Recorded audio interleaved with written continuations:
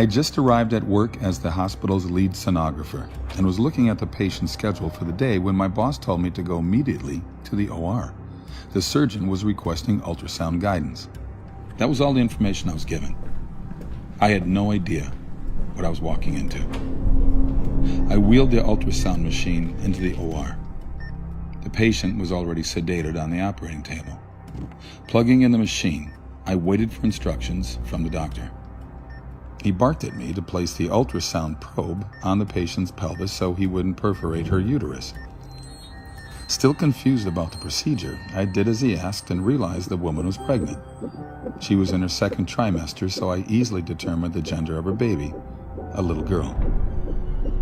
Stunned, I watched the doctor thrust a catheter into the amniotic sac. The fetus dodged the catheter and tried to hide in the top of her mother's uterus to get away.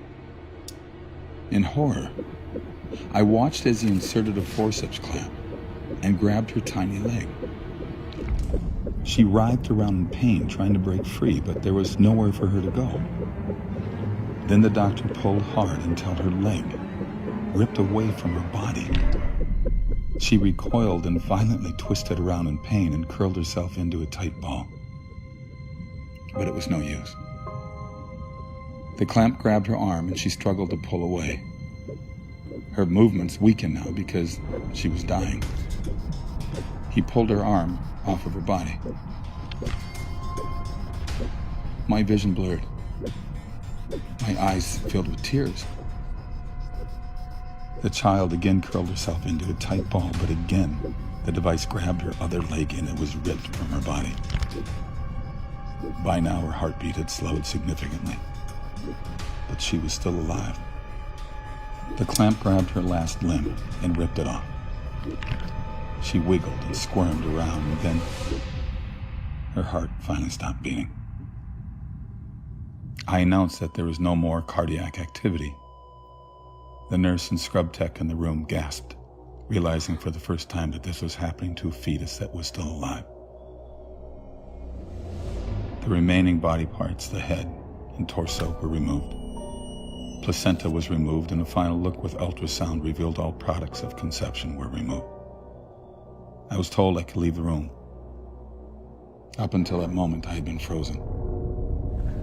I silently removed the ultrasound machine from the operating room, went directly to the locker room, and threw up. I quit my job at that hospital shortly after. I told my boss I would never again participate in that type of procedure. I was having nightmares and could not escape the memory of what I had witnessed. I would never again assist in the murder of a child. It was over 20 years ago, but it's just as vivid in my mind today as the day it happened. The saddest part is that this procedure is still happening today. People have no idea we are murdering babies in this way. They think it isn't a person, that it's just a mass of tissue. I'm so sorry for what happened to this little girl, for what I did to her. I'm sorry, sweetheart. I'm so sorry.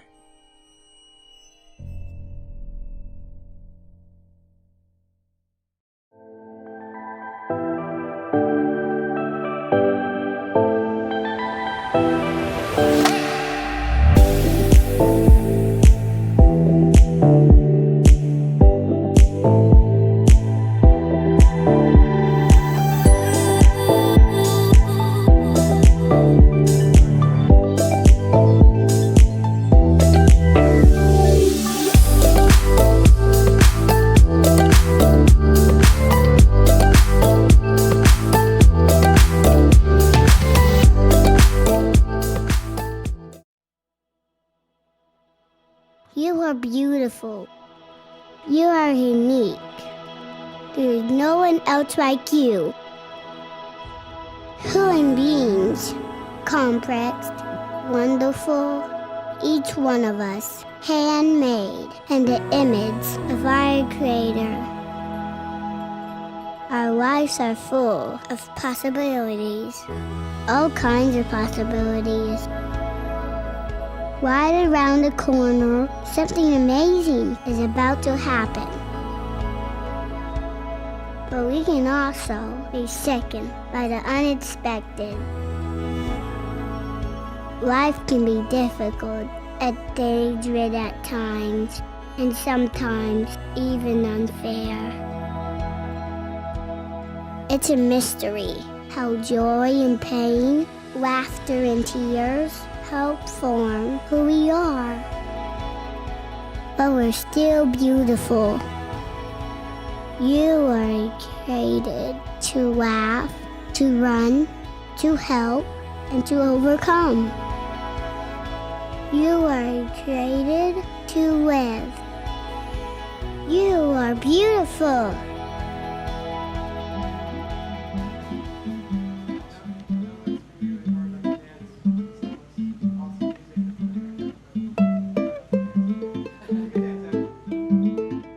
Hello, welcome to the show.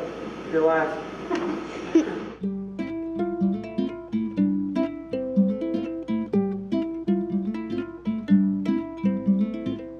Are you ready? I don't know what to say. Well, that's okay. You don't have to. If you could be any animal, what kind of animal would you be? Dog, a dolphin, Why a dolphin? because I've been to SeaWorld. Here's the first one. Ready? Okay. What kind of superpower would you like to have? It's funny. Lightning, pixie dust, strength. I thought you were already strong. Yeah. How would you use that superpower? Against bad guys. A lot of bad guys? Yeah. In movies. If you could travel. How many more do we have? How many? How is your family more awesome than other families? Because they make us lunch. Well, my dad's a pilot, pretty much it. Do you want to have your own family one day? Yes. I want 3 kids and a wife.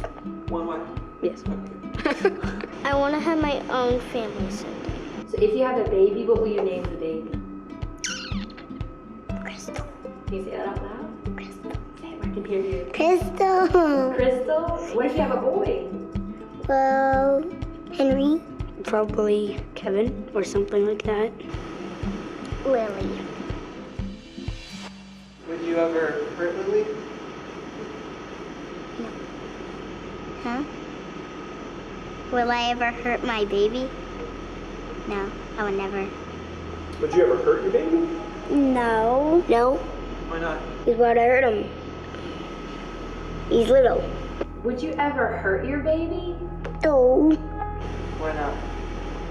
because it's a baby. Why is it a bad thing to kill a baby? Because you're killing somebody. Would you ever kill your baby? No. What if you're too busy to take care of them? I still wouldn't do it. What if you can't take care of it? Somebody else can take care of it. I'll send it to a babysitter. What if the baby was still in the mommy's tummy?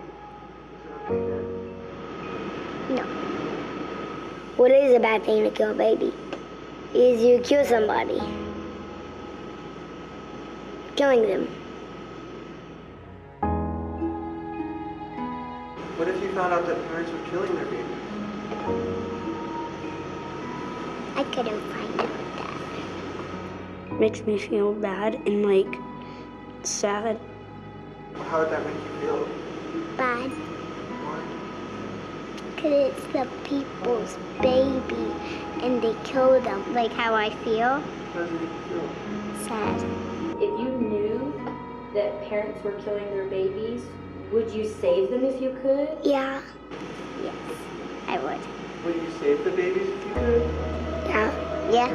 Would you save them if you could? Yeah. Yes. Every child is important. I think the church should be talking about it. I think the church should do something about it. It's important to do what's right.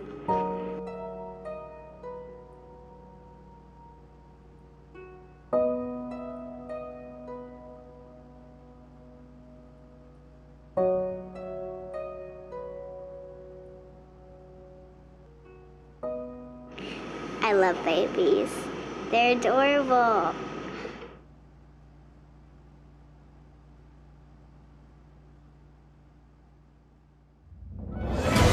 This is news from Family Council. A petition drive is underway right now to put the Arkansas Abortion Amendment on the November ballot. The Arkansas Abortion Amendment legalizes abortion in a way Arkansas has never seen before. If passed, the amendment would write abortion into the Arkansas Constitution. The measure would prevent the Arkansas legislature from restricting abortion during the first 5 months of pregnancy, and it contains sweeping health exceptions for abortion during all 9 months. The Arkansas Abortion Amendment threatens to erase basic health and safety requirements for abortion, including parental consent and informed consent laws. Nothing in the amendment requires abortionists to be licensed to practice medicine in Arkansas, and it does not ensure that abortion facilities will be licensed or inspected by the state. It could allow the abortion of thousands of unborn babies in Arkansas every year. If you'd like to take an active role in opposing this amendment, Arkansas Right to Life has announced a Decline to Sign campaign, encouraging voters not to sign petitions for this amendment. You can find out more at familycouncil.org.